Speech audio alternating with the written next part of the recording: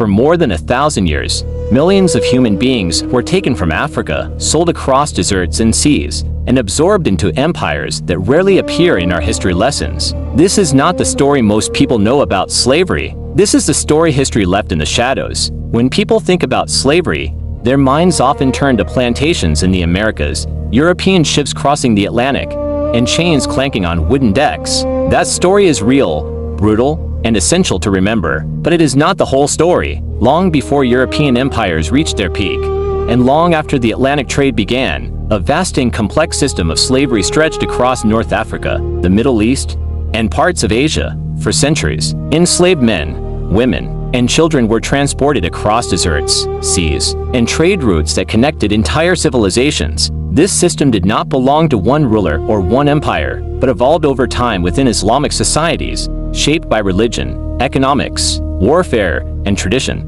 Understanding this history does not erase the crimes of others, nor does it assign collective guilt. It simply reveals a fuller, more honest picture of the past, one that helps explain how slavery became a global institution embedded in human civilization itself. Slavery did not begin with Islam.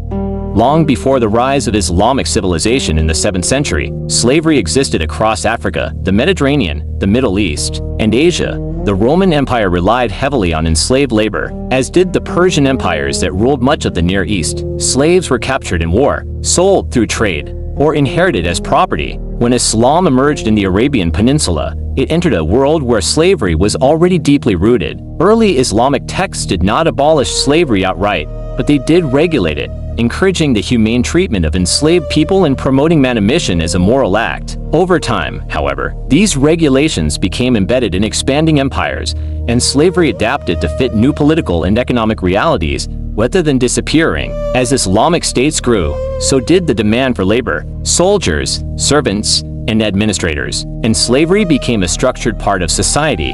One of the oldest and most enduring systems of slavery connected Sub-Saharan Africa to North Africa through the Sahara Desert. For more than a millennium, caravans crossed vast stretches of sand, carrying gold, salt, ivory, and human beings. Enslaved Africans were taken from regions south of the desert and forced to march north under brutal conditions. Many died from dehydration, disease, or exhaustion before ever reaching a market. Those who survived were sold in cities across North Africa, the Middle East, including markets linked to powerful Islamic states. And like plantation slavery in the Americas, this system often placed enslaved people in households, workshops, armies, or courts. Yet the suffering remained immense. The desert was as deadly as any ocean, and the silence of the Sahara concealed countless lives lost without record or memorial. While the Sahara connected Africa to the Mediterranean world, the Indian Ocean connected East Africa to Arabia, Persia, South Asia, and beyond. From coastal regions, enslaved people were loaded onto ships and transported across dangerous waters to distant lands. This trade expanded dramatically between the 8th and 19th centuries, linking African societies to wealthy cities in the Middle East and Asia. Some enslaved people worked on plantations in places like southern Iraq, while others served as soldiers, sailors,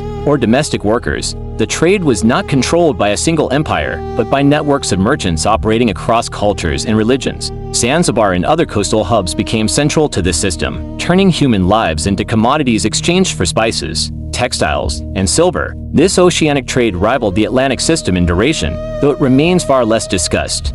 One of the most distinctive features of slavery in the Islamic world was the widespread use of enslaved soldiers, and like chattel slavery in the Americas, some enslaved men were trained for elite military service. Boys were taken from non-Muslim regions, converted to Islam, and raised as professional soldiers loyal to the state. Over time, these military slaves gained immense influence. In some cases, they became kingmakers, generals, and even rulers. The most famous example comes from the Ottoman Empire, where systems like the Janissaries transformed enslaved youths into one of the most powerful fighting forces of the early modern world. While this path offered status and authority to a few, it was still rooted in forced separation, loss of identity, and absolute control by the state.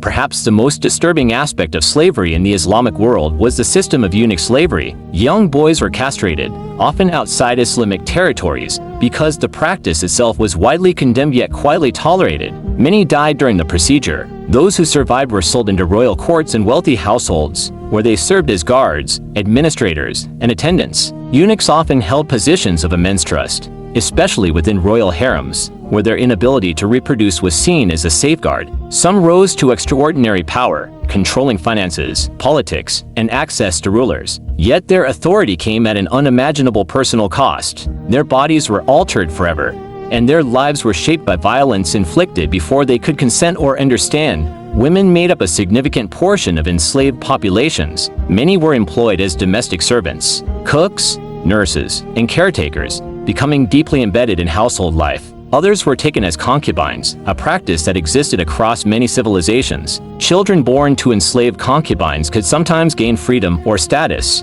blurring the line between slavery and family life. This complexity is often cited to argue that slavery in the Islamic world was less brutal, but integration did not erase exploitation. Enslaved women were vulnerable to abuse, lacked legal autonomy, and lived under constant uncertainty. Their stories, rarely written down, survive mostly in fragments, glimpses of lives shaped by silence and survival. Slavery in the Islamic world differed in important ways from the Atlantic system. It was not primarily based on plantation agriculture, and it did not rely on rigid racial hierarchies in the same way. Conversion to Islam sometimes changed an enslaved person's status, and manumission was more common. Yet these differences should not soften the reality of suffering. Millions were still bought, sold, transported, and controlled against their will. Families were torn apart, bodies were worked, traded, and discarded. The absence of vast plantations did not mean the absence of trauma. It meant slavery took different forms, adapted to different economic needs, and survived for centuries without attracting the same global scrutiny. The decline of slavery in the Islamic world did not come quickly or easily. Pressure from European powers, changing economic systems, and internal reform movements slowly pushed Islamic states toward abolition in the 19th and early 20th centuries. Some regions outlawed slavery on paper while allowing it to continue in practice. Others resisted abolition entirely. Even after legal bans, forms of forced labor and human trafficking persisted. The end of slavery was not a single moment, but a long and uneven process shaped by politics, colonial influence, and moral debate. By the time abolition became widespread, centuries of human suffering had already reshaped entire societies. This history matters not to assign blame, but to understand humanity. Slavery was not the crime of one civilization or one culture. It was a global system sustained by greed, power, and silence. Remembering slavery in the Islamic world alongside the Atlantic trade does not diminish either story. It completes them. It reminds us that civilizations are capable of extraordinary achievements and profound cruelty at the same time. Only by confronting the full truth of our past can we recognize the warning signs in our present, where forced labor and human trafficking still exist in new forms. History does not disappear when we ignore it. It waits, unfinished, until we are brave enough to face it. If this story changed the way you see history, share it, subscribe, and continue exploring the past with us, because the stories we choose to remember shape the future we create.